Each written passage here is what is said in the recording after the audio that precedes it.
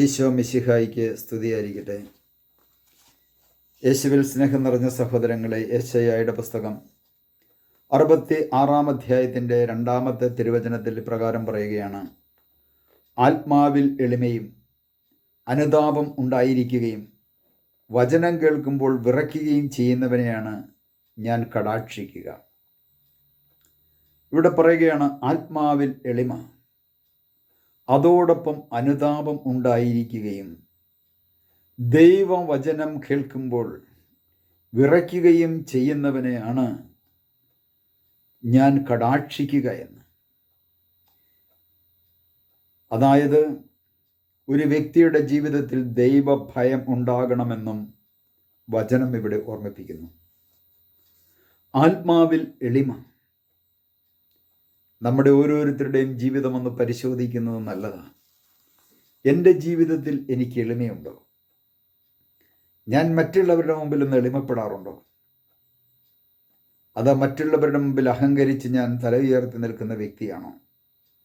ഇവിടെ ദൈവമായ കർത്താവ് പറയണ ആത്മാവിൽ എളിമയും അനുതാപം.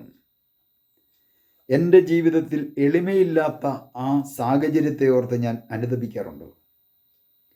എളിമയില്ലാത്തതിൻ്റെ കാരണം അഹങ്കാരം എന്നുകൊണ്ട് മാത്രമാണ്. അപ്പോൾ എൻ്റെ അഹങ്കാരത്തെ ഓർത്ത് ഞാനൊന്ന് അനുതപിക്കാറുണ്ടോ? കർത്താവെ, മറ്റുള്ളവരുടെ മുമ്പിൽ ഒന്ന് എളിമപ്പെടുവാൻ, മറ്റുള്ളവരുടെ മുമ്പിൽ ഒന്ന് തല ചായ്ക്കുവാൻ, അല്ലെങ്കിൽ ഒന്ന് തല കുനിക്കുവാൻ, മറ്റുള്ളവരുടെ മുമ്പിൽ ഒന്ന് ചെറുതാകുവാനായിട്ടുള്ള കൃപ നമുക്ക് ലഭിക്കുവാൻ വേണ്ടി നമ്മൾ ദൈവത്തിന് മുമ്പിൽ ആത്മാർത്ഥമായി പ്രാർത്ഥിക്കാറുണ്ടോ? ഇതേക്കുറിച്ച് നാം അനുതപിക്കാറുണ്ടോ? സ്നാപയോഹന്നാൻ പറഞ്ഞു, അവൻ വളരണം, നാം കുറയണം. അവൻ വളരണം, ദൈവം വളരണം. മറ്റുള്ളവരെ വളർത്തേണ്ടവരായി നാം മറ്റുള്ളവരെ തളർത്തുന്ന വ്യക്തികളായി മാറിയിട്ടുണ്ടോ? ഉണ്ടെങ്കിൽ എങ്ങനെയാണ് ദൈവത്തിൻ്റെ അനുഗ്രഹം? മറ്റുള്ളവരെ തകർക്കുന്ന വ്യക്തിയാണെങ്കിൽ ദൈവത്തിൻ്റെ അനുഗ്രഹം എങ്ങനെയാണ് നമ്മുടെ ജീവിതത്തിലേക്ക് ഒഴുകിയെത്തുക? അതുകൊണ്ട് തമ്പുരാൻ്റെ മുമ്പിൽ ആത്മാവിൽ ഒരു എളിമയുള്ള ജീവിതം നയിക്കുവാനും അതോടൊപ്പം തന്നെ അനുതാപം നിരന്തരം, ദൈവവചനം കേൾക്കുമ്പോൾ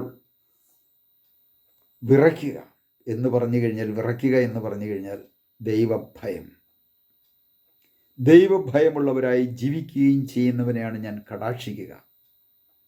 ദൈവഭയമുള്ള വ്യക്തിയിലേക്ക് ദൈവത്തിൻ്റെ അനുഗ്രഹം ഒഴുകിയെത്തും. ദൈവഭയമില്ലാത്ത ഒരു വ്യക്തിക്കും ദൈവത്തിൽ നിന്ന് അനുഗ്രഹം കിട്ടുമെന്ന് ആരും വിചാരിക്കേണ്ട. എത്ര ഉന്നതൻ്റെ അടുത്ത് പോയി കൈവപ്പ് ശുശ്രൂഷ മേടിച്ചാലും ശരി, പ്രിയ സഹോദരങ്ങളെ, നമുക്ക് അനുതാപമുണ്ടാകണം, എളിമയുണ്ടാകണം, ദൈവഭയമുണ്ടാകണം.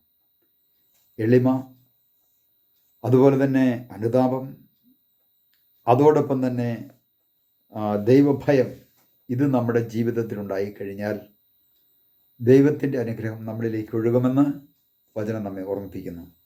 നമുക്കൊരു നിമിഷം പ്രാർത്ഥിക്കാം. കർത്താവായ ദൈവമേ, ആത്മാവിൽ എളിമയും അനുതാപവും ഉണ്ടായിരിക്കുകയും വചനം കേൾക്കുമ്പോൾ വിറയ്ക്കുകയും ചെയ്യുന്നവനെയാണ് ഞാൻ കടാക്ഷിക്കുന്നതെന്ന് അരുളി ചെയ്ത കർത്താവേ, ഞങ്ങളുടെ ജീവിതത്തിൽ ഒരു എളിമ നിറഞ്ഞ ജീവിതം നയിക്കുവാൻ, അനുതപിക്കുന്ന ഒരു ഹൃദയമുള്ള വ്യക്തികളായി മാറുവാൻ, ദൈവഭയത്തിൽ ജീവിക്കുന്നവരായി ഞങ്ങൾ ഓരോരുത്തരും മാറ്റപ്പെടുവാൻ അങ്ങയുടെ ആത്മാവിനെ ഞങ്ങളിലേക്ക് അയച്ച് ഞങ്ങളെ അഭിഷേകം ചെയ്യണമേ. പിതാവിൻ്റെയും പുത്രൻ്റെയും പരിശുദ്ധാത്മാവിൻ്റെയും നാമത്തിൽ ആമേൻ.